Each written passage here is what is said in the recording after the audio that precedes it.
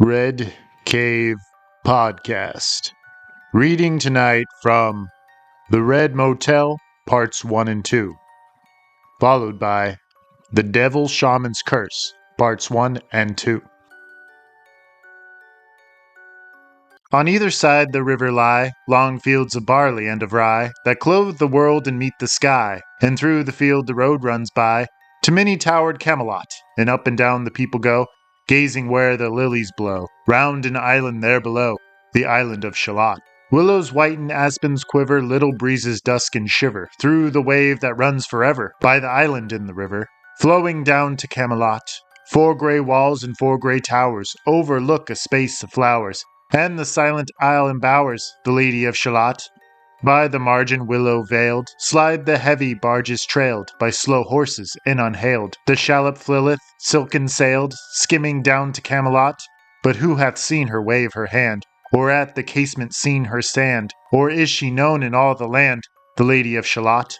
Only reapers reaping early, in among the bearded barley, hear a song that echoes cheerly from the river winding clearly, down to towered Camelot. And by the moon the reaper weary, piling sheaves in uplands airy, listening whispers, 'tis the fairy Lady of Shalott. Alfred Lord Tennyson. The Red Motel, Chapter 1. Molly sat in silence for the remainder of the car ride, along the outskirts on a country road and down the barren hills of open land. Coming off the highway, they submitted to an isolated road, cracked and serrated as though the vehicle might smash right through. She stared past her own reflection in the passenger window and lulled into a daydream with her steady thoughts of dead grass and cloudless sky. Every once in a while she would be shaken from her meditation by a stabbing thought of pain, like a rush of adrenaline in her heart. What followed that was a sinking experience of sadness, which had the potential to drag Molly through her passenger seat and into a darker void, yawning just below her feet.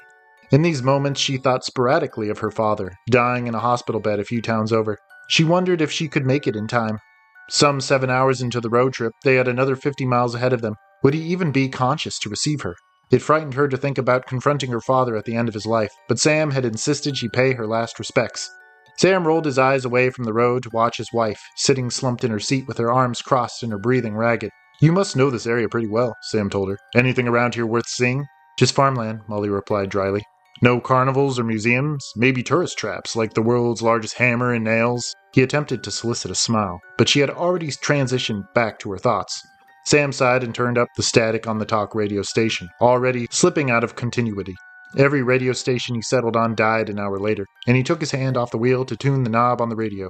The car bumped against something in the road, and they heard a surprising explosion, like a gunshot to cause them to seize against their seats, their belts biting into their collarbones. They had a flat tire, and cursing under his breath, Sam pulled off to the side of the road with the shredded rubber knocking on the wheel well.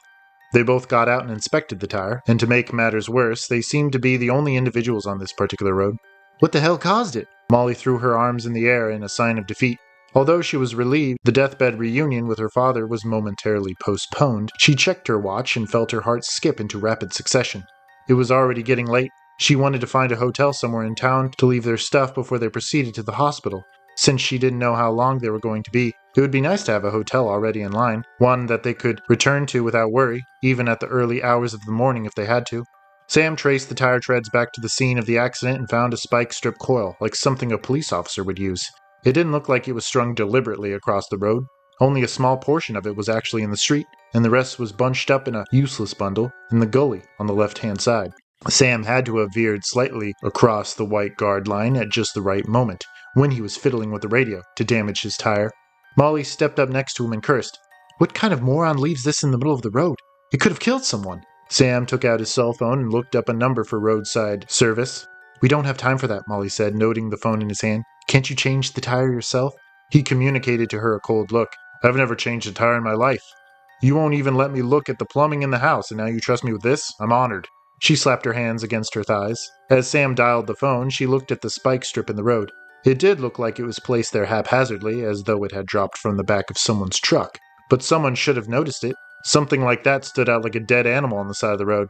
She became convinced that it had just dropped there, and maybe the owner would come back for it. Just as she thought that, a blue pickup truck thundered down the road, headed their way. Molly socked Sam in the arm, who dropped his phone to a side and watched the tornado of dust kicked up from the truck's tires. Sam thought about throwing up his hands to wave the driver down, but the truck had already slowed considerably to pull a U-turn and park next to them. A man stepped out, heavy-set and wearing what looked like pajama bottoms and a stretched-out t-shirt. A faded trucker hat sat perched on his nest of black, greasy hair. He was cleanly shaven and his double chin shone smooth and bright in the sun. He looked genuinely concerned as he hitched up his pants and inspected their car. He noticed the spike strip before Sam could say anything and shook his head, making a clicking noise with his mouth. "You hit the jackpot there," the man said with a clear drawl to his voice. It sounded as though it was cut with sand. "This must have been left behind from the last police chase. Came by here the other day. Must have forgot about it." "A car chase, you said?" Sam asked. The man looked him in the eyes and smiled a mouthful of crooked teeth. "This ain't the city, and we don't see much high-speed news out here. But when it does, it gets around surely." "I would love to have the cop's badge number who left this here," Molly huffed. The man turned to look at her with bloodshot eyes, and he smiled even wider, which set Molly's skin to a crawl. "I'll make sure I look into that for you," he said. "I can give you a ride up the road, and we'll see who we can contact about that." "Thanks, but that won't work," Sam said. He put his hand up to silence any more outbursts from Molly. "We need to be somewhere by tonight, and all we're looking for is a motel or something. From there we can figure everything out, like sending someone back for the car. Unless you can change a tire, I'd be willing to pay you for your trouble." The man looked at the shredded tire and frowned. "Well, I might be able to help you there, but I'll have to come back with some tools. Why don't I take you up the road a little ways to a motel I know about? I have some friends who operate it, and this time of year the business is real slow. I'd like to take you there, if that'll be all right." Before Sam could accept, Molly interjected, stealing the man's attention and his red, beady eyes. "Doesn't get any business?" Molly asked. "In the summer?" "Well, it's off the beaten track a little ways in the woods," the man responded. "Not the best spot to tell the truth, but the people who run it are fine folks. It gets its best business at Halloween, for sure." "Why is that?" Sam asked, suddenly interested. "It's called the Red Motel, and it's a regular motel for most of the year, but at Halloween, they turn it into an honest-to-God haunted house. Scary fun, I tell you what," the man said with a hoot of laughter. "I myself love to be scared. Makes you feel alive, it does." Chapter 2. The man introduced himself as Jerry Brills, and he gave them a much-appreciated lift to the Red Motel. Off the main road, as he had said, but close enough to town and the hospital to be a suitable place to settle in. Jerry dropped them off in front of a dilapidated building, and Molly couldn't tell if it was really in that bad of disrepair or if it was just Halloween theatrics. The place had a clear Bates feel to it, just small enough to include a walkway of 5 or 6 red doors, all standing faded and peeling of paint and devoid of any numbered markings. There were dead leaves decorating the roof like a woodsy crown of thorns, with a dirt cul-de-sac in front to park a car and a sign out front advertising, "Hallows Eve thrills and chills, check into the Red Motel." The sign was just as faded, standing crooked in a stamp of grass out front. It looked to be splattered with red paint for added effect. The parking lot was empty, and Molly didn't think it was because the other guests were in town for the day. Jerry dropped them off and told them to meet Todd in the main office. He practically lived there, and Molly didn't think he was joking. Jerry would be back later that night, hopefully with the car fixed. Molly checked her watch impatiently, which did not go unseen by either Sam or Jerry. She promised to be there at her father's bedside before sunset. Jerry had only a couple hours to get the car ready, but he didn't look concerned. He waved to them as he backed out of the lot, and then the trees obscured him completely. They carried their bags up the main walkway, setting them down on the boards and entering the office through a screen door. It was just as small as Molly expected, just a counter with a door standing open behind. The notable smells of the office included some kind of spiced curry and wet mud. From the inner room, they could hear the distant muffle of a television program and a man laughing uproariously. "Hello?" Sam called, and the TV immediately silenced. They heard a chair creak as someone stood up. A tall man, skin and bones and a buzzed head, filled the space behind the counter and placed his large hands on the tabletop, smiling at them kindly. He wore coveralls like something a mechanic would wear, and they were just as stained with grease and dirt. This surprised Molly, because she was convinced the grounds had seen zero maintenance in the last decade. He had a scruff of beard and wild flashing eyes, but he calmed Molly's nerves with a friendly greeting. "Howdy," Todd said, looking back and forth between them. "Welcome to the Red Motel. Don't let the sign fool you outside. We are a motel and have rooms to sleep." "Overnight?" "Yes," Sam said, "just for the night. Jerry sent us over here, and we'll be back later, hopefully with some good news about our car." Todd's face brightened even further at Sam's mention. "Doggone Jerry, you said. I guess I can always rely on him for business. I think people are confused, thinking we're closed for all 11 months of the year." The man cut off to stare dreamily up at the ceiling. "Oh, hell, did you say you had car trouble?" "Flat tire," Molly responded. "Down the road." "Bum trip, I know," he said, nodding. "But you couldn't have a better man than Jerry for the job. He'll get you fixed up, and maybe we can have a game of cards in the back room later tonight. Jerry and a few others come by most nights for a hand or two. It keeps us busy, at least, and we try to get the guests participating if we can. We'll be busy tonight." If we can get our car working, Sam replied quickly. We have business in town, a family emergency. Molly's shoulders tensed at the sound of business. Is that what he thought they were doing? Molly thought it was more like punishment to have to watch her father die. Todd's expression softened. I'm sorry to hear that. Well, then we'll get you going as quick as we can. He reached under the counter and came out with a book, which he used to record Sam and Molly's name, as well as their room. He handed them their keys and told them it was the 5th room down the walkway. Excuse the mess, the man said. You think with all the downtime we'd get around to cleaning up after Halloween, but I think we like having the decorations around some. So you decorate the rooms, and people tour through them? Sam asked. Oh yeah, we deck each room out in a scary theme. He counted them off on his long fingers. There's the vault, the cave, the torture chamber. But the real show's underground. We chose this spot for a reason to build this building. A steel mill was here once, bulldozed, but there's a work and service elevator under our feet that opens up in some underground facilities. It's a real hoot, like a maze. I'd be happy to show you if you care to. No, we'll have to pass, Molly said curtly. Todd lost his smile and watched them turn around to leave. Well, I'll check up on you a little later, he said. Just holler. Outside, they picked up their bags and proceeded to the end of the walkway toward their room. Molly counted the doors as she passed, realizing how ridiculous it all was. When she stepped inside the room and flicked the switch on the wall, she was greeted with a numbing sight, enough to turn her stomach. Like the office, it was just as she expected. A television, a bed without its sheets, a nightstand, and an open bathroom. A fine layer of dust covered every known surface, and they left shoe prints in the stiff carpet. She expected she wouldn't be staying the night there. She would rather sleep in a chair in the hospital waiting room. She set her bags down as Sam closed the door behind them, sounding a sarcastic whistle. Molly called the hospital on her phone and learned there had been no change to her father's condition. He was coming in and out of drug sleep, and was responsive but could not talk on the phone.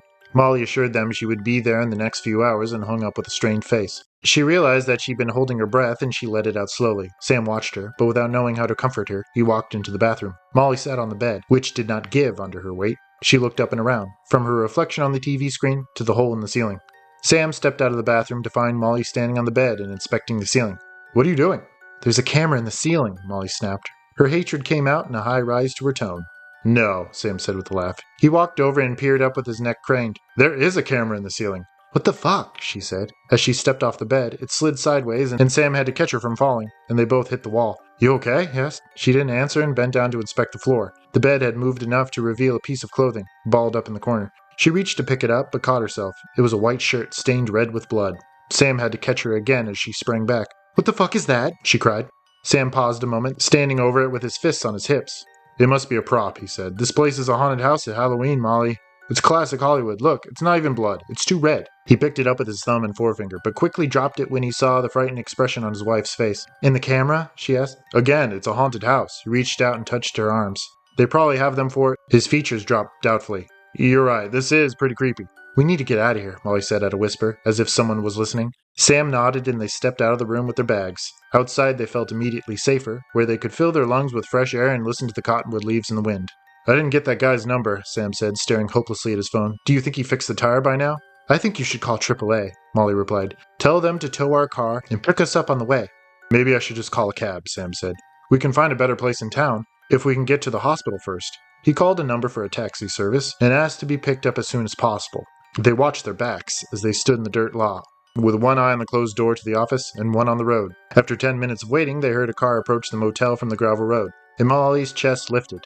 In the back of her mind, she knew it hadn't been long enough for a taxi. She was right. Another pickup truck turned the last bend, a lot like Jerry's, but older. It pulled up in a cloud of dust and 2 men stepped out. One wore a straw hat, which he tipped in their direction as they approached the main office. The man with the straw hat was young, but haggard in the face and red around his mouth and cheeks. The second man looked to be the same age, but he had shoulder-length white hair and a cowboy hat, complete with jeans and a pair of worn boots. He looked at Molly and Sam briefly, smiling toothlessly. They both walked into the office smoking cigarettes. Molly and Sam exchanged confused looks. Were they guests for the night, or were they friends with Todd? Molly knew the latter to be true when the three of them stepped out of the office, laughing and coughing. Todd patted them both on the backs and they stopped in place like puppets. Glad to see you guys, Todd called to Molly and Sam. These are my pals I was telling you about. We're about to deal a hand in here if you're interested. No thanks, Sam said. We're waiting for a cab. Like I said, we have business in town, and we really can't stay. Wait inside here, the white-haired man said, still smiling. It's getting cold out. The sun is setting now. You'll freeze yourselves. We're fine out here, Molly said. She made no attempt at hiding her impatience. We don't mind waiting. Oh, hell. It'll take 2 hours for a cab to make it out here, the man with the straw hat said. Let me take you into town in my truck if you want. I'll get you there in 10 minutes. No, thank you. We'll wait for the cab, Sam replied. We already called it. Nonsense. I won't have you wasting your money on a cab when I got a perfectly good truck right there. The man approached his car, jingling his keys in his hand. Really, we're fine waiting out here, Molly insisted. No way am I letting you two nice folks stand out here and freeze, he replied shortly. God knows those city taxis take their sweet time. You know they run up their clocks by driving slow. That's how they up their quota. Why don't we just wait inside the office, Sam said. We'll stand by the door so we can hear the taxi when it comes up. Does that work? Molly threw him a frightened look, which the man did not see. He smiled and shook Sam's hand. My name's Daryl, he said. That's my buddy Trevor. And we hear you already met Jerry. Molly couldn't believe what she was hearing. Word had spread fast about their flat tire. Apparently it was the talk of the town. Hey, what about Jerry? You should have your car fixed up in a minute, Trevor said. Yeah, why waste your money on a cab when Jerry's fixing up your ride? Todd threw in. We don't have time to wait, Sam started to say, but Todd cut him off. Come on inside, Tom waved his hand at them. Get in here and relax. Molly looked back at their room and wondered if it would be better to wait in there. The shiver up her spine quickly changed her mind and she followed her husband to the office, the last one to enter. The screen door clattered in the frame behind her. Inside the office, Molly and Sam stood in the door to the back room, where a table was set, and where the men sat around uncomfortably in folding chairs, much too small for them. A TV chattered in the background, forgotten for the time being. Now the room stunk of cigarette smoke and sweat. Sure you don't want to get in on this? Daryl asked Molly and Sam. He had taken off a straw hat to reveal a balding head of salt and pepper hair. Todd shuffled the cars and watched his guests in the doorway. Yeah, come on. We could squeeze you two in. No, we'd rather watch, Sam said. Molly nodded without looking at them. Suit yourself, Tom belched and leaned over the table. Better the three of us. I have no quarrels with them, but you two owe me some scratch. After the last sorry game you played? Daryl laughed. I think I'll take what I owe off your tab. You sorry sons of bitches. Trevor shuffled the cards and started dealing with a quick hand. These two work the haunted house at Halloween, Todd said. Tell them what you do. I play a minotaur, with horns, Daryl said, touching the invisible horns above his head. It's pretty fun to chase people through the maze down there. The costume does all the work for me.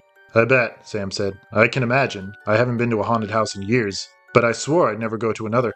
Why not? Trevor spat with real malice. He flicked the brim of his cowboy hat and peered up at him. What's wrong with haunted houses? Sam did a double take. Nothing. I meant nothing by it. They're just not for me. You don't like being scared or something? Sam blinked at him, struggling for a response. Take it easy, Todd said, punching Trevor in the shoulder. This did little to alleviate the situation because Trevor growled hatefully and shot Sam an ugly look.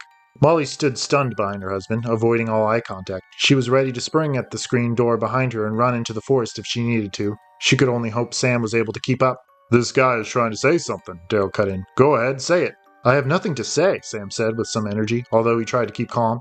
I'm sure you have a great haunted house here. I mean no disrespect. None taken, Todd said. Don't you worry about it. This place is our passion. We let the atmosphere do the work, if you know what I mean.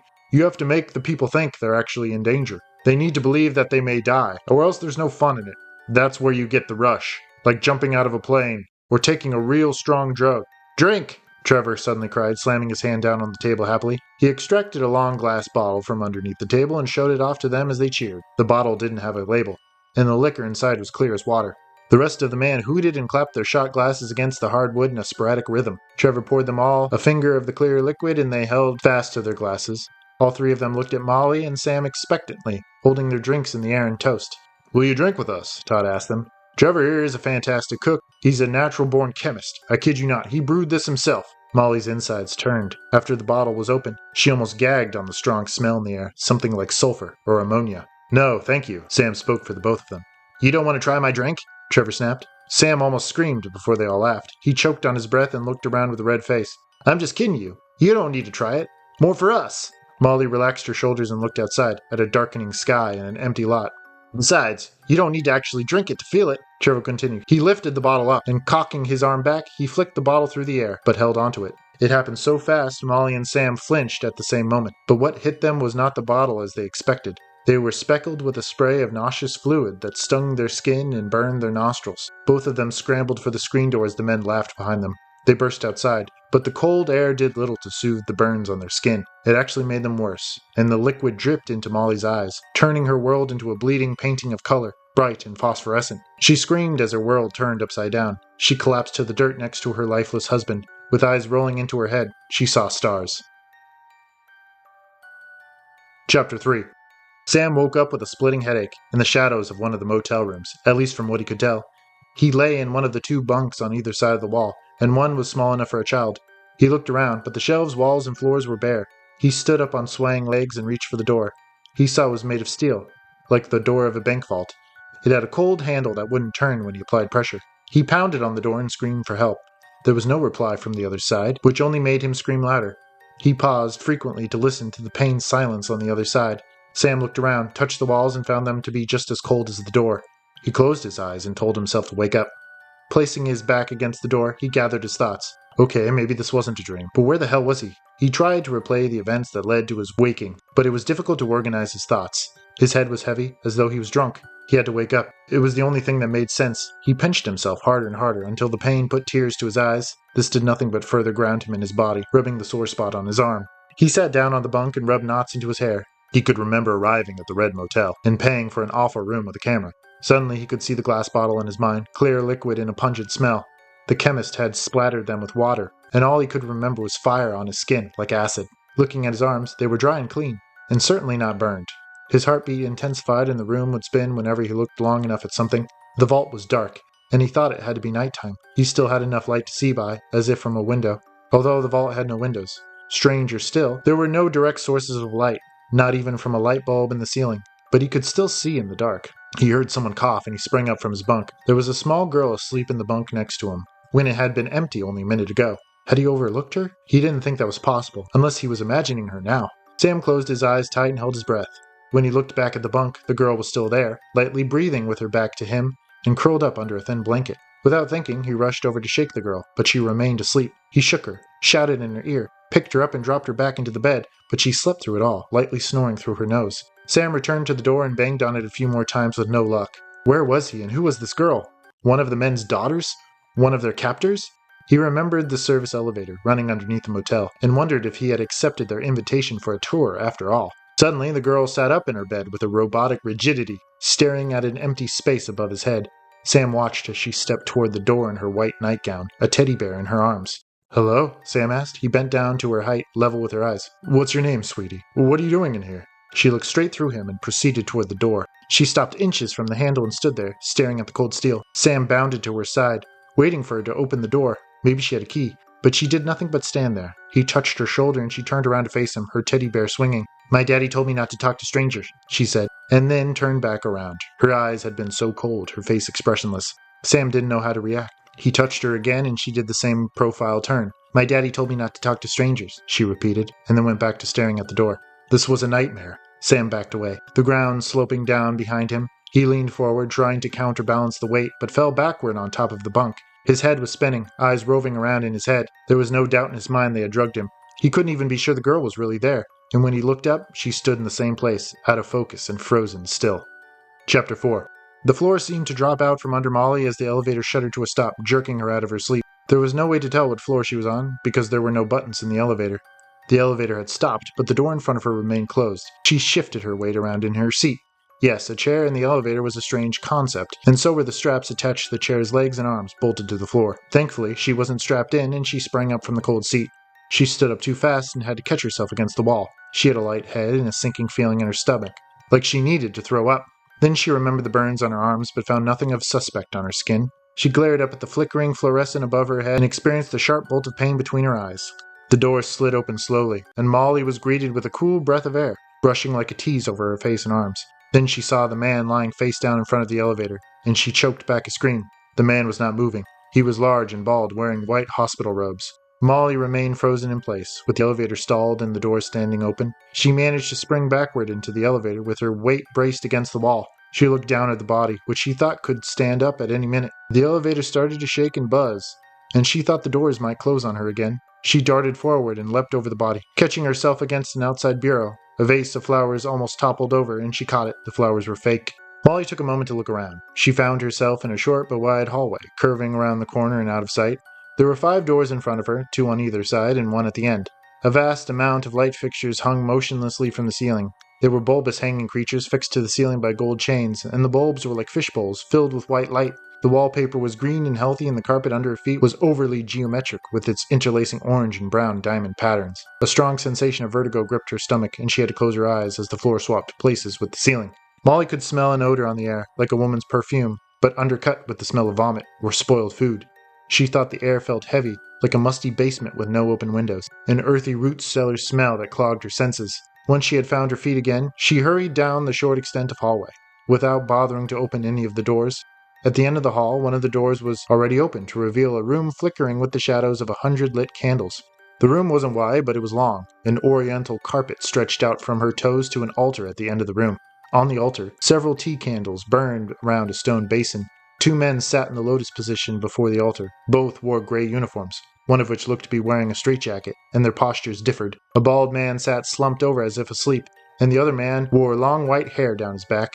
He turned to look at her, his face painted red, and a pair of plastic goggles stuck over his eyes. He smiled dark nicotine teeth. The other man did not stir. "Come inside," a dark voice said, and it exploded inside the shell. The very flames on the candles seemed to jump. The men did not move as the room swam with the tectonic shadows cast by an innumerable community of candles. The long-haired man turned around sharply on his butt and stretched his legs out. Molly screamed and ran down the hall. She entered an open space with museum-like displays encased behind glass on either side of her. The rooms were each decorated in Victorian style with bright pink or purple wallpaper and ornamental decor around the bed frames and picture windows. The rooms were too overwhelming to look at. The colors attacked her senses like flashing strobe lights. The last room was colored crimson red, from the drapery to the bed sheets. A body lay in the bed. She didn't need to stop running to recognize her father, dressed in a white nightgown and twitching slightly over the covers. How did they know about her father? How could they have created that scene for her to see? That was when she knew she was hallucinating, drugged by that clear liquid and absorbed in her skin. She fled through a passageway and into a hallway of mirrors, which was just as overwhelming, bumping and smacking into the glass. The mirrors shuddered in their frames, the entire room shaking. She caught a snapshot image of her reflection, mussed-up hair and a ghostly face, sweaty and pale in the light. She heard an animal grunt, and in the mirror she saw a figure moving behind her, a large man dressed in black fur. The figure hulked out of the shadows with red eyes and a dripping mouth. It had curved horns on its head. Molly screamed and ducked behind one of the mirrors, fumbling into a new room, set as a sterile laboratory of white light. There were burners hissing and glass pieces percolating with colored liquids. She found an exit to her left and sprinted into another room, stranger than the last. A large stove stood by the wall with smoking pans left unattended. A table was spread with an assortment of different foods, but it had been too long, and the trays were filled with rotting meats and buzzing flies. In the corner, an old man sat on a stool with a hot plate on his lap. He tried to heat up an antique spoon over a naked flame. He grinned like a madman and looked up at Molly as she entered the room. His eyes were crossed and yellow, and whether he even saw Molly, she couldn't tell. He tried to handle the spoon, but burned himself and howled with pain. The spoon clattered to the floor. She didn't wait long before running through another exit into a bathroom where dead mice lay in the sink. More food was left on the counter, rotting like compost on a moldy plate. Through another room she passed by a meat counter, an exact replica of a butcher's deli. A tip jar was displayed on the counter with a bright yellow smiley face on it. Severed fingers poked their nails out of the jar like breadsticks. Then she found herself in another hallway with a closed door straight ahead. She slammed into it with her shoulder and turned the knob. The door was painted red like all the rest of the doors at the motel, and she knew she was free. The door opened and she ran outside, clearing her head with some much-needed oxygen. She fell over on her hands and knees and scrambled through the dirt. Looking over her shoulder, she had just exited one of the motel rooms, the third door down. A boot crunched in front of her and she screamed. Jerry Briggs walked toward her from his pickup truck, now parked at the end of the lot. He looked concerned and hurried to help her up. She kicked dirt at him and tried to scramble away. "What's going on here?" he asked her. "Are you okay?" "Get away from me!" she screamed. Regaining her feet, she sprinted toward the trees. But something moved directly in front of her, sliding through the breaks in the branches, and it had horns. She stopped in her tracks as Jerry grabbed her from behind. He threw his arms around her in a bear hug and lifted her kicking and screaming in the air. "What are you doing out here when all the fun's in there?" Jerry said in her ear. He threw her to the ground and she immediately lost her breath. With saliva dripping from her mouth, she continued her stomach crawl through the dirt and gravel. The office door opened in front of her and Todd stepped out, cradling a shotgun in his arms. He pointed it directly into Molly's face and frowned at her in the moonlight. "You're gonna have to get back in there," he said. "You paid for your time, and you're gonna get your money's worth. I know you feel sick, but it's because you're resisting the drug. You gotta let it work for you." Molly cried up at the sky. "Up we go," Jerry said, lifting her to her feet. She hung limp and suspended in his arms, refusing to move. The barrel of the shotgun followed her in a slow pan. "I took a look at your car," Jerry said behind her. She could feel his hot breath on the nape of her neck. "There's nothing I could do. It can't be fixed." "Please," Molly cried. "Please what?" Todd asked. "This show is just for you. Go on and enjoy it. Nothing's gonna hurt you in there. It's all pretend. Even this gun isn't real.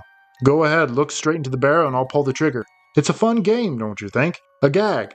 So you only think there's danger." He stepped closer so that the gun was inches from her face. Molly turned her head to the side, refusing to look at it. "We never hurt anyone," Jerry explained. "It's always the rooms that hurt them, not us." Yes, Todd grinned. The rooms always do that work. It's because I run the scariest haunted house in all America. Hell, the whole world. It's so scary people die of fright. What, you don't think it's possible? Then step inside, little lady. Test your luck in the Red Motel. Check in and you won't want to check out. Jerry dragged Molly screaming toward the open door and back into the Red Motel. Chapter 5. Sam heard screaming behind the vault door, but he didn't know if it was his imagination or not.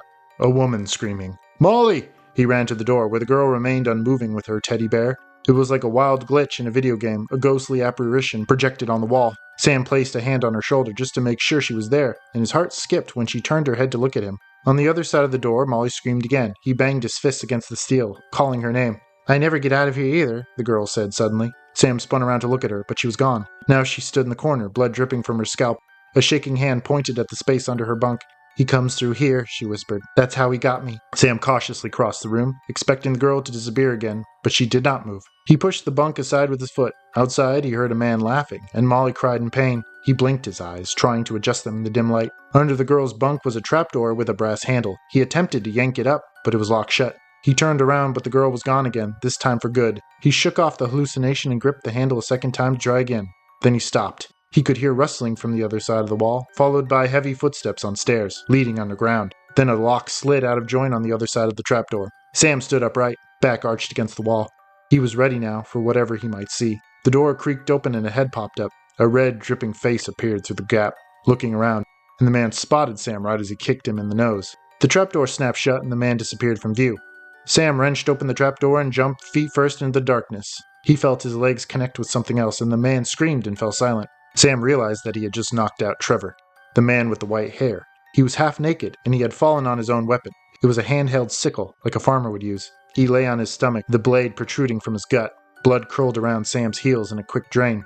Sam looked up at a set of stairs and a light above his head. He ran straight at it and through a secret wall in the back of Todd's office. The poker table was just as he remembered. The folding chairs left scattered around the room helter-skelter. The TV in the corner flickered madly with a skipping image of a talking head.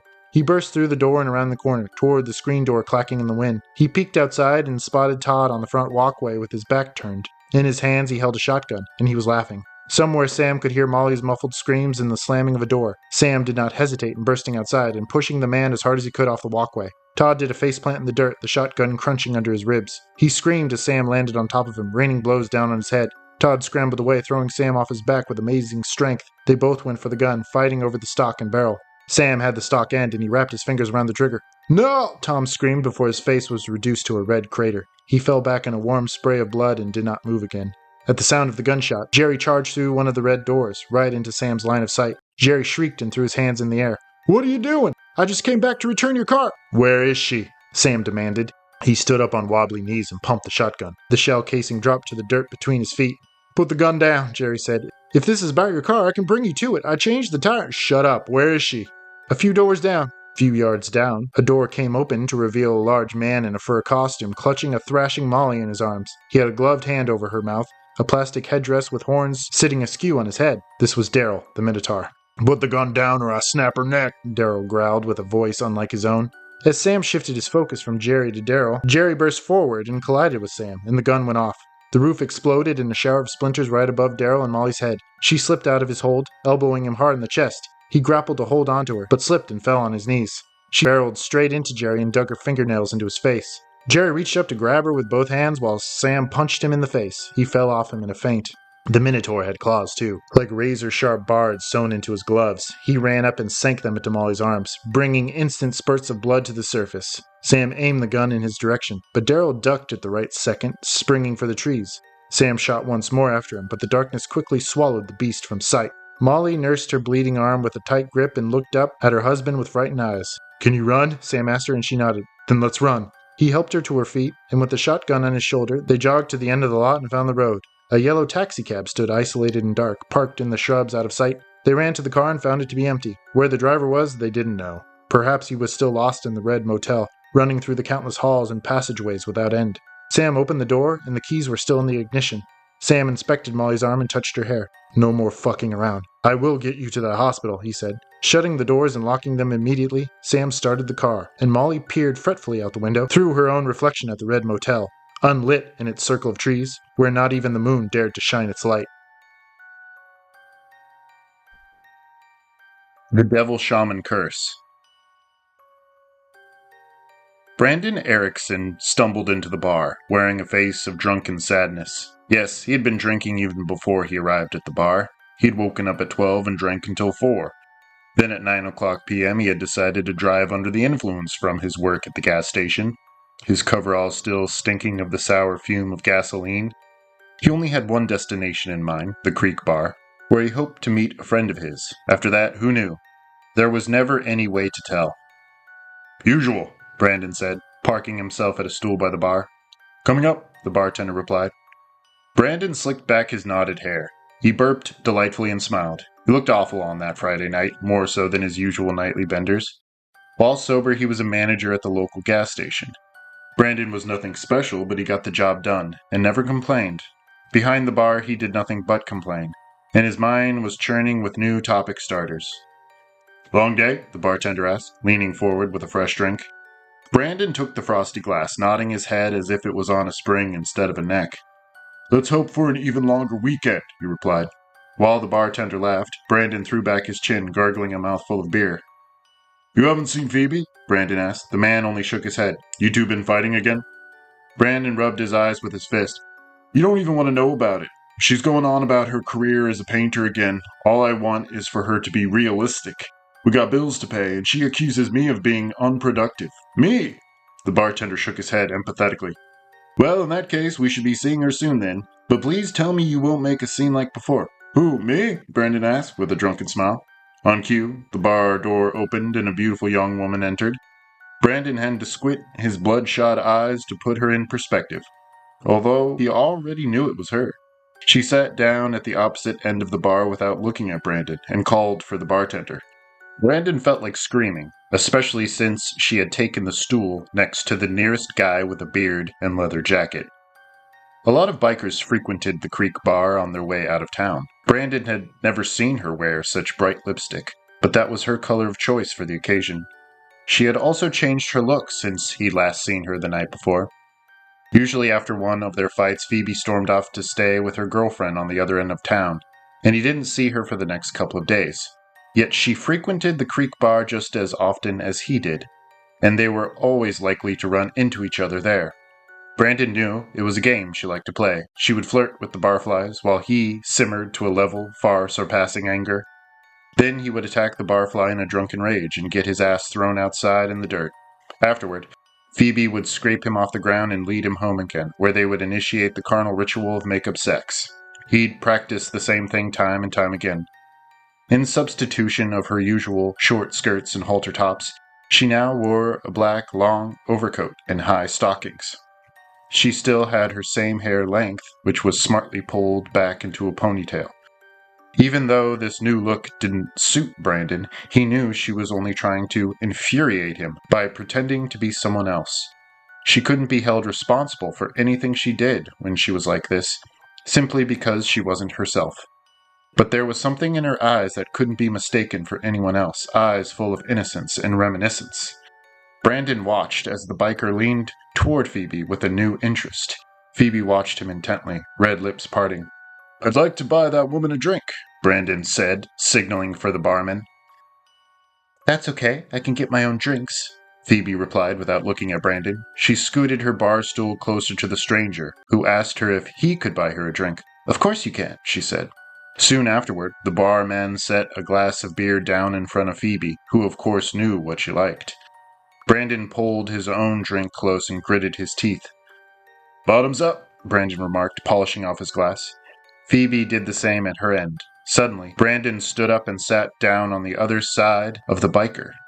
Phoebe watched him do this, her glass poised between her fingertips. The man turned to look at Brandon, measuring him up and down, before turning back to Phoebe. Brandon tapped the bar and gave his order to the tender. He unzipped his coat and waited for his glass of beer. All the while, he watched the man through his peripherals. Brandon gulped heavily from the next mug, and once he was sure he was loose enough, he started to speak. I'm Brandon, he said, offering his hand across the bar. The man stared at the hand for a long time before finally taking it. John, he said. The name lit up in Brandon's head, burning as neon. So, you live in town? Brandon asked. Here and there, he growled over his shoulder. Oh yeah, I know the area well. I've been here and there myself. Hey, fuck off, John snapped. He gave Brandon a hard look before emptying his shot glass. Phoebe laughed behind her hand. In Brandon's mind, he was tearing into John's face with his nails, but on the outside, he was grinning and nodding. I just wanted to meet you, Brandon pressed. I admire you. John obviously didn't know what to do with this because he shook his head from side to side. There was a quiet cautiousness about him now. You admire me? He scoffed. Yeah, you're just such a piece of shit. I had to know your name so we wouldn't be strangers, Brandon replied with a smile. We can be friends, you and I. John was off the stool now, hovering over Brandon with his fists clenched. Brandon only glared back up at him, wearing the same false smile. What did you call me? John cried. I don't know. You don't know? Brandon sighed and turned back around in his stool. He noticed that the bartender was staring at them both, and he signaled that he was ready to pay. Hey man, what the fuck is your problem? John spat. Brandon was about to say something else when Phoebe touched John's arm to get his attention. Forget him, Phoebe said. Why don't we sit somewhere more private? John immediately loosened. At first, he refused to turn his back on Brandon, but once the girl said his name again, he was pulling her tight. With their drinks, they navigated away from the bar and into the empty dining area. He ushered Phoebe into the booth and nestled in close to her. With a red face, Brandon marched away to the bathroom, slamming the door behind him. In Brandon's absence, a large man settled in at the bar, with his sleeves rolled up and his long white hair pulled back into a ponytail. He pushed away Brandon's half-finished beer before waving the bartender closer. He looked to be Mexican with brown hair, his face heavily wrinkled and worn. You're passing through? The bartender asked him. Yes, my daughter lives close, the man replied with a tired smile. She told me to meet her here. I'm on a trip and might not see her for a while. How do you like Twin Creek? I think it's a lovely little town. The large man puckered his mouth with his eager swallow of beer. My daughter seems to enjoy the quiet. He heard something from within the bathroom, and he turned that way. Someone was humming loudly, but not in song. This was a fierce hum, like something a tired mother would do to drown out the cries of her baby. The bartender heard it too, and they both exchanged a look. Is that guy okay? The man asked. There was a crash, and the door rebounded off the wall. Brandon emerged with his face and hair soaking. His eyes were focused directly on John and Phoebe. He swayed slowly across the floor, blowing past the bar and his drink. Brandon, I'm gonna have to ask you to leave, the bartender said, but when Brandon did not answer, he hopped over the bar and began his pursuit. I want you to pay your tab and leave, okay? John saw Brandon and stood up at once, pausing to lay a hand on Phoebe's shoulder. She was watching them with wide eyes, open with anticipation. John, Brandon said, only feet from the table, I just want to shake your hand.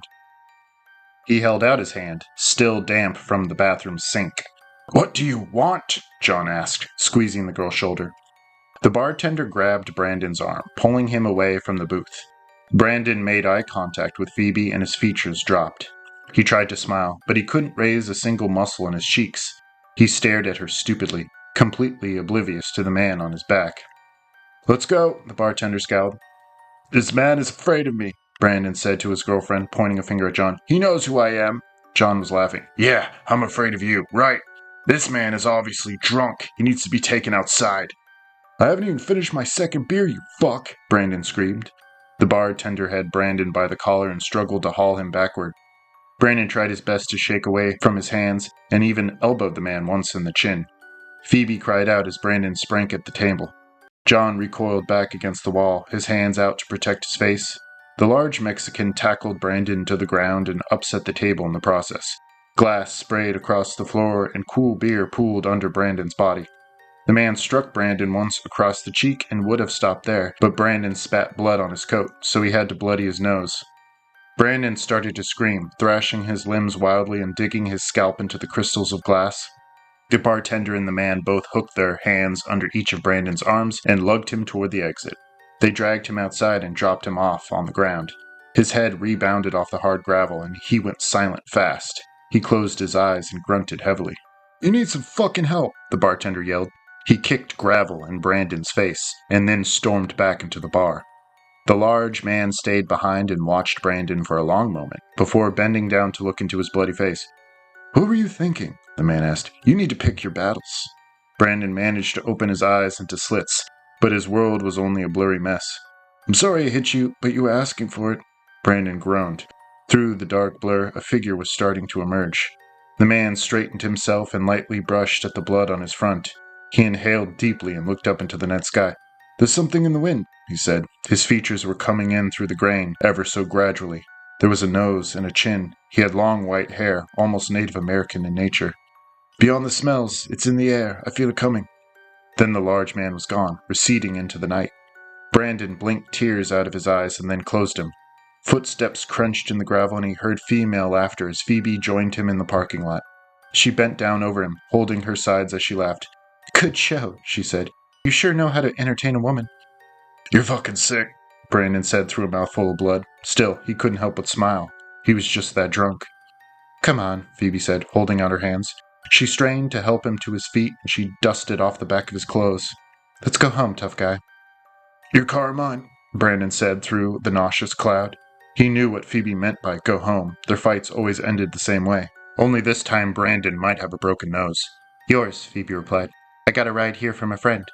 "A friend? What friend?" Phoebe simply smiled and led him toward his car. He shook out his keys as if to drive, but she took them from his hand. Even though she had been drinking too, she was sure that her motor skills were much sharper than his. He was practically falling asleep on his feet. She tucked him into the passenger seat where he instantly nodded off. Then she got behind the wheel and reversed, tearing out of the parking lot in a spray of dust. She slammed the stick into drive and accelerated forward, straight at a stop sign. Her hands tore the steering wheel to a harsh left, away from the sign, and with a horrible scream, the car struck a woman in the parking lot. She flipped over the hood, striking the windshield in a spiderweb crack. Then she jettisoned forward when Phoebe braked hard.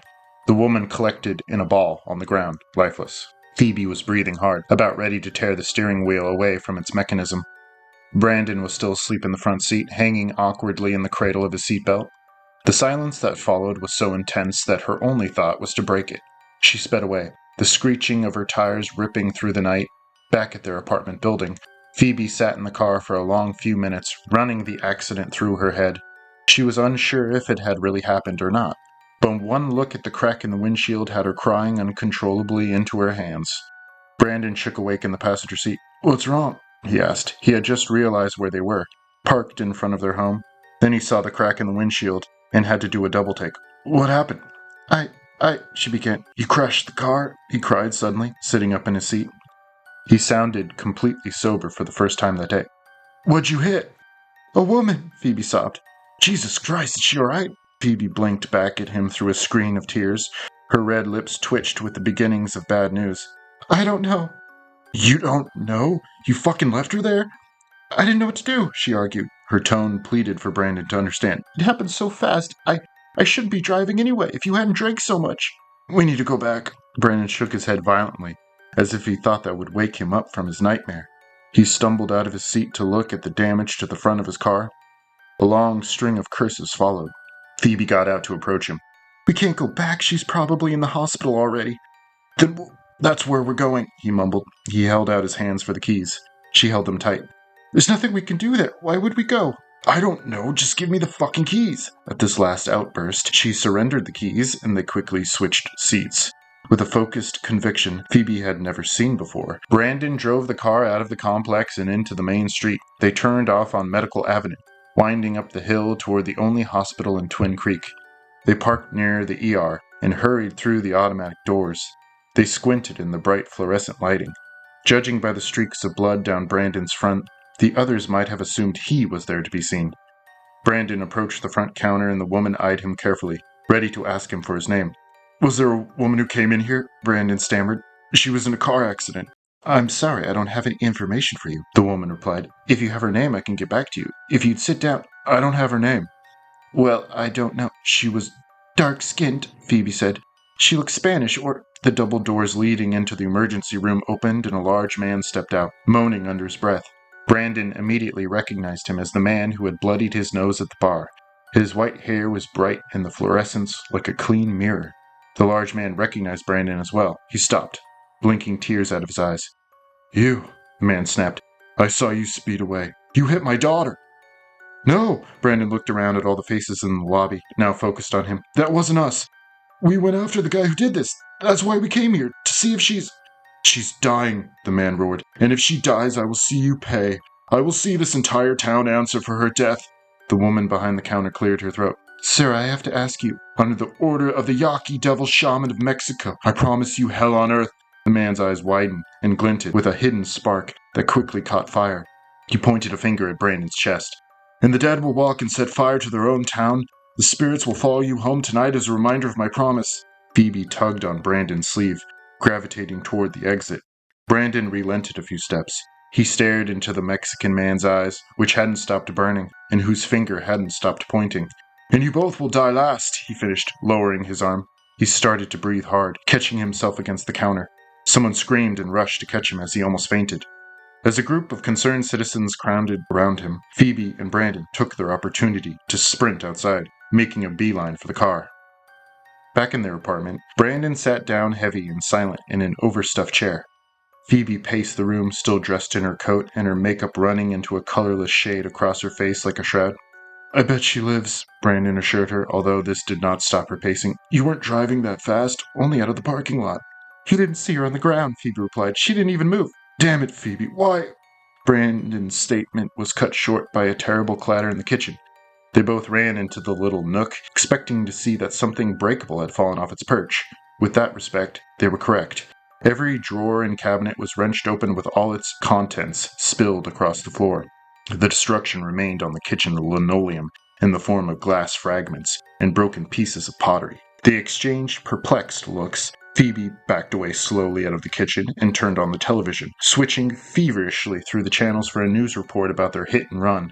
Amazingly, they didn't find anything on the news, either to confirm or invalidate the death of the poor woman.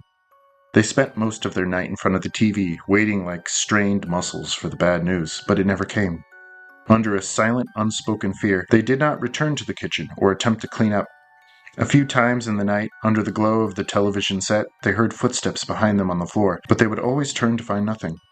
Sometime later, they both fell asleep on the couch, coming in and out of agitated dreams of fire and strangers in their apartment. There was an unmistakable feeling of being watched, and Brandon thought he saw a figure standing outside on their terrace, just beyond the sliding glass door.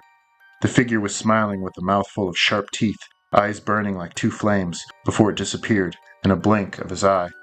Strangely, Brandon thought the figure looked a lot like him, especially with the black work uniform. He fainted down into a dark pit of unconsciousness. In the early morning, he wrestled out of his sleep with a surprisingly clear head. It was still dark outside, with an abundance of dark clouds on the horizon. Phoebe was still fast asleep in front of the running television, which had long ago switched over to a string of infomercials. Standing up, he decided he would rush back to the hospital before the sun came up to check on the woman. All he wanted was to see her face and see that she was still alive. There was nothing more he could think about. He didn't bother to change before he scrambled to the door, reaching for his keys on the kitchen table. They were right where he'd tossed them, but nothing else was right. Phoebe's vase was situated upside down, all the water pooling on the floor, and the flowers were washed up on the carpet like shriveled fish. He also noticed that all of the paintings in the house, the portraits Phoebe had painted herself, were hanging upside down like crooked windows. Brandon quickly thought twice about the keys before rushing out the door in a panic. It wouldn't be wise to arrive at the hospital anyway with a wrecked car. He would take the bus instead. With his heart lodged in his throat, Brandon prayed that it wasn't too late. At 3 a.m, Brandon settled in at the back of the bus, watching out the window as the town passed him by in a whirl. It was a cold night, he could tell from out of the frosty window. The vehicle came to a stop, and Brandon looked around confusedly. There was no one else on the bus but him. Not many people rode the bus so early, but on the other hand, there weren't many people in Twin Creek to begin with. There never were. The person who stepped onto the bus didn't look right to Brandon. He had disheveled hair and was limping on a mangled stump of a leg. It was bloody and was missing a pant leg. He had globe-like eyes that seemed to revolve around inside his head. He had a stupid, drunken look to his face, lips clenching and unclenching as if he was nervous. The female bus driver recoiled away from him as if slapped. "Sir, you're—" The man grabbed at her chestnut hair with a gnarled fist. He yanked her forward into her steering wheel and she gave out a horrid cry. He broke into a grin, and Brandon could see sharp teeth like a lion's. When he opened his mouth, a good amount of standing blood seeped out over his ruffled ski jacket. He reached with his other hand and Brandon saw that he was missing all his fingers but one. The man grabbed her around the chin and squeezed. Her cries were muffled as a series of cracks and pops lit up her lower face. Pieces of bone poked from her chin and she became bug-eyed, blood dripping off her nostrils from when she connected with the steering wheel. Brandon sprang up from his seat, his thighs smacking across the seat's padding. The creature didn't notice Brandon at all. He continued to slam the woman's face into the windshield and bent over, fangs dangling. Then Brandon screamed, quickly covering his mouth with his hands. The man turned toward the sound, the woman crying through her dead mouth. His eyes stopped, Brandon dead in his tracks. His eyes were a deep gray, reflecting not even a sliver of light. Brandon tried to scream, but felt his lips being sewn shut. The man in the ski jacket started to approach Brandon, tongue hanging out of his head. The man tossed the bus driver aside, where she fell into the stairwell. She came halfway out of the bus before another man stepped inside, pulling her with him. This man looked like a skinhead. He had an orange bandana across his head, stained red, and green sunglasses over his eyes. But Brandon knew they were gray behind those shades, just like the man in the ski jacket. He threw the woman over the first seat, where she fell into the hard padding, wedging herself between the seat and the floor. Still, she screamed through her locked jaws. The skinhead looked at Brandon, and then at the man in the ski jacket. He sat down in the open driver's seat, adjusting the seat like he had driven a bus a million times, and tilting the rear view mirror to the correct angle. The man in the ski jacket advanced on Brandon with a quickened pace. He grabbed him by the scruff of the neck and pulled him towards his rotting mouth. The tongue sucked back into his face like a vacuum, his eyes rotating again like spinning gray globes. "Are you Brandon Erickson?" the man asked through a mouthful of blood. His teeth were stained yellow from the blood, but the fangs at the top of his mouth were spotless. "The Brandon that works at the gas station." Without a thought, Brandon nodded his head. The pressure in his head was tight as he felt the man's arms wrap around his back. "We must go there now," Brandon heard inside his head. "You must take us there now." "Why?" he asked back. It would seem that conversing with the stranger inside his head was perfectly natural. It was as if he had done it thousands of times before. Stranger still, Brandon felt himself begin to relax. That is best way to make sure no one gets out. No one gets out of here," the man hissed. "Out of where?" "Twin Creek," the man explained. "No one gets out of Twin Creek." Then the man's eyes burned like an out-of-control wildfire. Brandon's head felt like a plump pincushion, but that was okay. That felt just fine because the eyes seemed to tell him that everything was going to be just fine. They told him that Twin Creek was going under some slight renovation, but it was all for the best. Everything was going to be perfect. "I need to get to the hospital," Brandon thought. The man grinned as he bent over Brandon. "We can manage that," he seemed to say. "This is a bus, you know." The skinhead seemed to hear this because he smiled too, wrenching the bus into drive. He closed the door with one yank of a lever. He hit the gas and the bus was rolling again, and the man behind the wheel knew precisely where to go. They took off through cluttered roads where dead cars and bodies littered the pavement and sidewalks. "You know," the man said to him, "you have to look the part if you're going to the hospital." The ski jacket man opened his mouth and bit down on Brandon's nose. Without a scream of pain, the man wrenched backward with Brandon's nose in his mouth. He chewed on it like a piece of candy. Brandon remained sprawled across the back seat with his limp body tucked under him. Blood seeped down from the red crater in his face into large pools on the floor. He even wore a smile. The hospital was swimming with people. The main road was so jammed with cars that the bus had to physically ram a few blockades and a horrible crunch of metal. Everyone had seen what was happening in downtown Twin Creek. It was some kind of plague or sickness, causing the people to lose their minds and react violently. So far, no one had gotten out of Twin Creek due to the pileup of cars on the main road. Some people got out of their cars to push or roll the blockades out of the way, but there were beasts lurking in every alleyway, and no one was safe. The city bus parked at the curb in front of the ER, where people were being restrained into gurneys, and where nurses and doctors tried to keep the crowds ordered. Somewhere a gun fired, and the crowd jumped. Brandon stumbled out of the bus with a bright pain in his face, like a steel cattle prod easing into his flesh. He shook out of his daze, unsure as to where he was or how much time had passed. With a drunken determination, he cut through the hysterical people to get to the front of the building toward the automatic doors.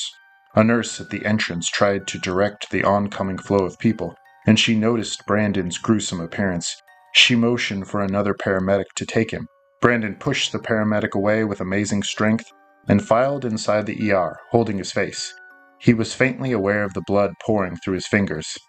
Inside the chaos of the lobby, patients were being either treated or restrained. A male nurse rushed past Brandon, screaming that he was bit. Blood pumped from his neck, and his arm was cut off by the elbow. 2 doctors ran after him and tackled him to the ground. Brandon could faintly hear the far-off scream of the nurse, and then the doctors screamed. He heard the blare of a siren, and then dozens of people were storming down the clogged hallways, pushing past the wall-to-wall gurneys and screaming people. Brandon ducked into the waiting area, where people were taking refuge. Some were passed out on the uncomfortable seats. Men and women alike were elbow to elbow, butt to butt. Children had their faces plastered to the windows, looking down upon the city, dying beneath them. Brandon could see faint streaks of smoke drifting off from select neighborhoods, where house fires were surely raging. He could see the glint and sparkle of the ocean of cars, waiting to exit the town. Brandon proceeded through the doors into the emergency room. Delirious from the onslaught of people, Brandon swept on, unnoticed. He could remember why he was there. The shaman's daughter. He had to find her and make this right. He rounded the last corner, only to stumble upon a pile of dead people. They were leaning against the walls in bloody streaks and sticking half in and out of the open elevator doors. They were all civilians. A man wielding a shotgun leaned against the opposite wall, hands dripping with blood. He was wearing a nurse's uniform, and his scrubs were drenched red. There was a man stirring to the left, but he went unnoticed. "Oh God!" Brandon screamed, pushing past the mounds of dead corpses. The nurse turned toward him, the gun pointed at his chest. He suddenly looked ashamed. "I just wanted to get past them," the nurse murmured. "I tried to make them relax, but—" Brandon glanced again at the bodies spilled across the floor. There were innards and blood painted on the walls, and gaping holes shot into the plaster and elevator doors. The nearest wall-length window was shattered, allowing the wind to blow at the nurse's loose clothings and at Brandon's wet hair. "Here," the nurse said, tossing the shotgun to Brandon's feet. "I don't need it anymore. I don't need any of this anymore." The nurse turned to the window and looked out, his back to Brandon. "No!" Brandon darted forward, kicking at a bleeding torso at his heel. "If you're smart, you'll get out of this too, before those bastards get you," he said. He then leaned all his weight forward. He toppled out the 5th-floor window to collide with the crowd of people and cars below. There was a series of screams and shouts from below, but Brandon went away from the window. He wiped the blood from his face, picking up the shotgun thoughtfully. Right as he did that, 5 men broke through another set of double doors, all covered in blood. One was a little girl, and she clutched at a black teddy bear, still smoking as if burned. She hissed at Brandon with her black hole for a mouth, blood spinning out in red driplets. They all advanced on him, stepping lightly over the corpses that decorated the floor. Brandon didn't look into their eyes. He raised the shotgun and fired until it was dead in his hands. The creatures collapsed in a heap. Brandon was able to peg 4 of them directly in the chests, blowing the rib cages wide open. The little girl was the only one left, though Brandon had already severed one side of her pelvis from her body. She hobbled at him, still hissing, teddy bear swinging from her side. Brandon hesitated, but found the strength to fight. He gathered his breath and threw his spent weapon at her. She fell on her back with a horrible crunch. He kicked open the double doors behind him and pushed through the delirious crowd. At the end of the hall, he heard another belching cry, and people streamed past him, away from the end of the wing. Yet Brandon pressed on. He thought he probably wouldn't make it, but he knew he had to try.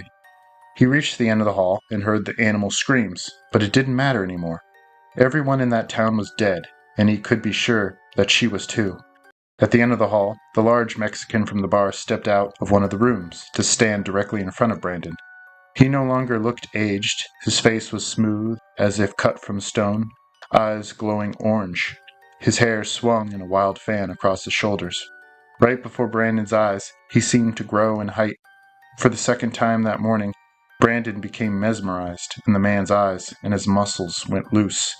The man pointed a crooked finger inside the open room. Brandon saw a woman lying there in a hospital bed, peaceful yet unmoving. Her chest did not rise or fall. The machinery beside her bed remained cold and unresponsive. "I promise you die last," the man said, "and you will. Now, get back to the bus.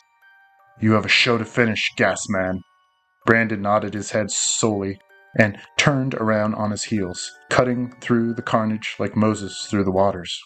Later that morning, the bus arrived at the gas station, swinging into a parking lot. The doors opened and the passengers shuffled out, grinning mouths full of red teeth. Brandon and the man in the ski jacket were the last to step out. The man pointed his finger at Twin Creek's main road, just a mile from the station and down the hill.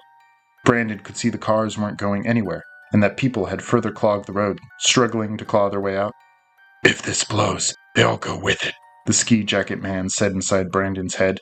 "No one gets out," Brandon agreed, with a slow nod. The ski jacket man nodded with his mouth wide open. "What am I to do?" Brandon asked. "The keys. Get the keys and point us to the trucks." "The trucks?" "The trucks that carry the ship gasoline," Ski Jacket Man replied. "Get the keys for the tanks under us. Everything goes." The man lifted his gangly arms in the simulation of an explosion. Brandon proceeded into the abandoned gas station and came back with a ring of keys. With a broken smile, Brandon selected one of the keys from the ring. It was always the largest key on the ring. The ski jacket man turned toward Brandon. His eyes were sparkling orange. Brandon nodded and held the key up for them both to see. "The trucks," the ski jacket man barked. "Where are the trucks?" "Out back, behind the locked fence. There's only one," Brandon announced. The man nodded and swept his arm at the panel at their feet. There was a single panel in the ground with a direct link to the main tank, which was filled every day or so by a large diesel truck. "Take this pistol. Finish it," the man commanded, tossing a gun at Brandon's chest. Then the ski jacket man led his army toward the locked fence, where they would find the oil truck. Brandon noticed that most of them carried pistols. That was how they were going to set off the truck. He knew what to do with his own weapon. "No one leaves," Brandon muttered, with a voice that was no longer his own. Behind him, the creatures had peeled open the locked fence and were climbing in. They hissed delightfully, guns held at arm's length. Brandon found the main panel, camouflaged with the cold concrete. He found the keyhole at the edge of the panel. He pressed the key in and unlocked it, wrenching the plate open. He peered down at the nozzle, soldered into the top of the tank. He knew there was immense pressure inside the tank, and once he took off the double-plated nozzle, there would be a fountain of cool, flammable liquid. Standing erect, he cocked and aimed his pistol at the tank under his feet. On the road, he could hear the beep, car horns, and the screeching of tires. "Are you ready?" "Yes." Brandon fired into the darkness, and the nozzle rocketed into the sky with immense pressure. He fell back just in time to watch the gasoline pour out in a massive jet of liquid. It didn't take long for it to catch fire, reducing the fountain to an erupting volcano. The molten flames curled around his boots, causing them to melt and catch fire. There were 5 more gunshots, and then there was silence. The tank exploded underneath Brandon's feet, and he was thrown into the air, long tails of fire curling around him. The truck blew up a second later. The ski jacket man disintegrated beneath his flaking coat. The rest of the monsters were torn apart in the enormous explosion, the fragments of twisted steel pinwheeling through the air, already clogged with soot. A steel piece of the tank burst upward out of the ground in a jolt of crumbling asphalt and fire. The remains of the truck spiraled into the air in a line of ash and smoke. A mushroom fireball burst into the sky like a blooming flower. That quickly faded to reveal a gaping skull of black smoke. Twin Creek's main road was torn apart. The cars were rocked off the street with the helpless beings inside. The airborne cars smashed with the storefronts and gift shops. Smoke poured out of the crater that once was a gas station. No one even had the chance to scream before the cars on the road went up like bottle rockets. Still, several limbs and jagged metal fell from the sky. Blood poured down like acid rain. The hospital rocked on its foundation. All the windows on the west side facing the explosion shattered, and the people were thrust backward with such force. The sky had gone red with fire and soot, and the clouds swirled above the curling smoke. A flaming truck struck the Twin Creek clock tower, which crumbled in a cloud of dust and brick. For only a moment, unseen to everyone in Twin Creek, 2 massive eyes opened in the clouds, shining with red light darker than the fires below. Back at the apartment, Phoebe watched the sun rise in the east. She was standing upon her condo balcony.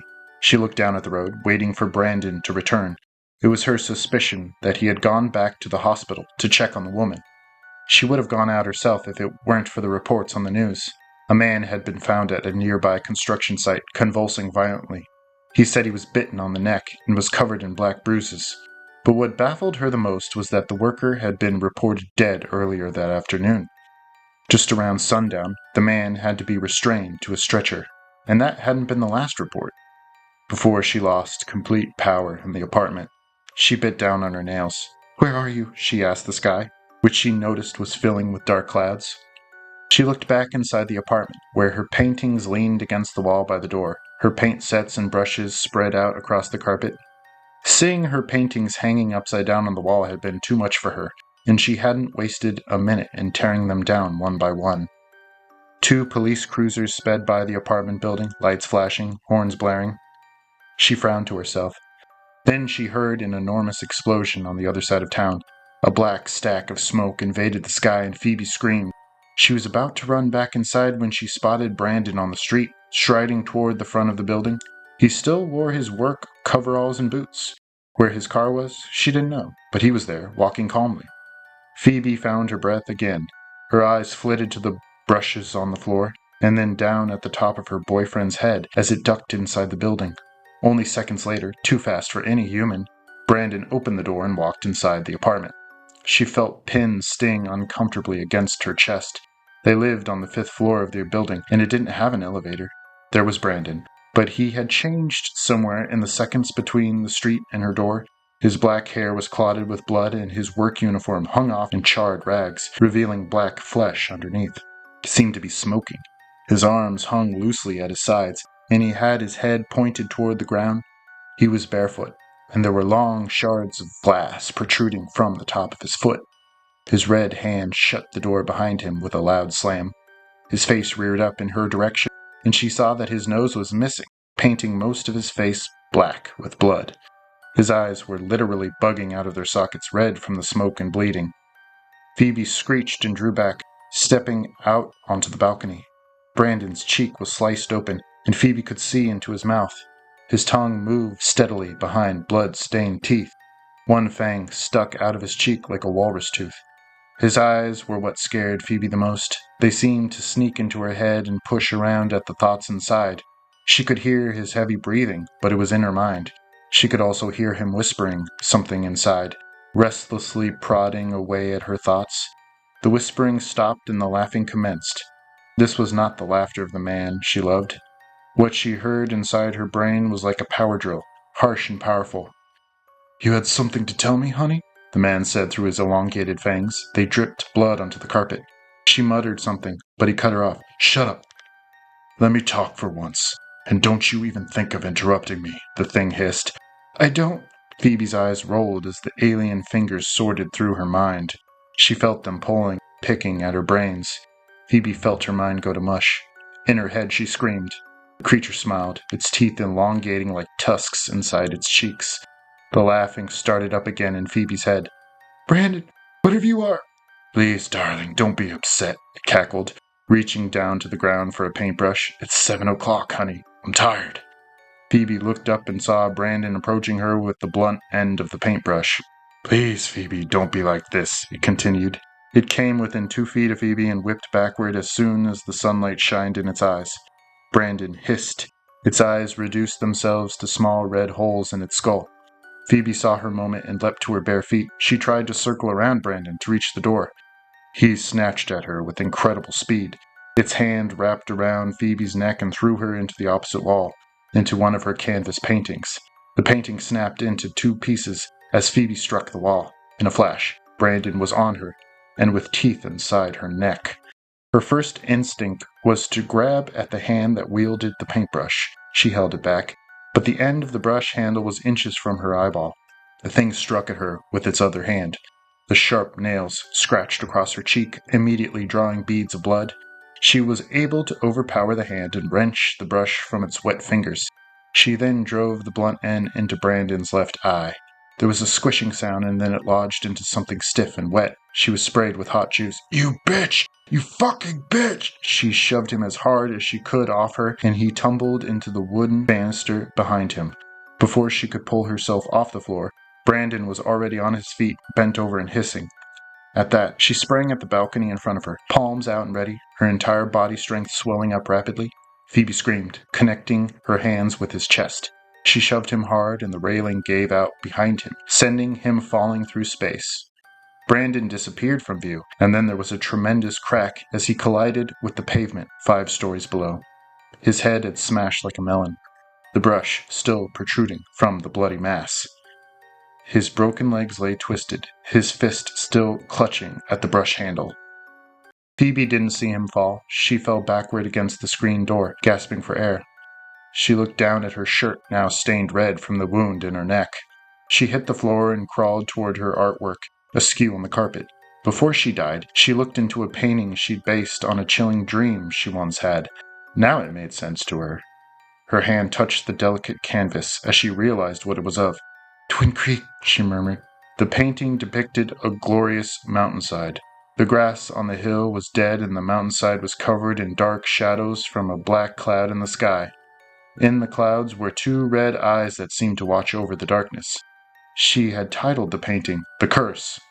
Her head fell over on her arm, and her palm slid from the canvas, revealing a dripping handprint of blood. Tune in next time for Red Cave Podcast, Volume 22. Until then, guard your soul.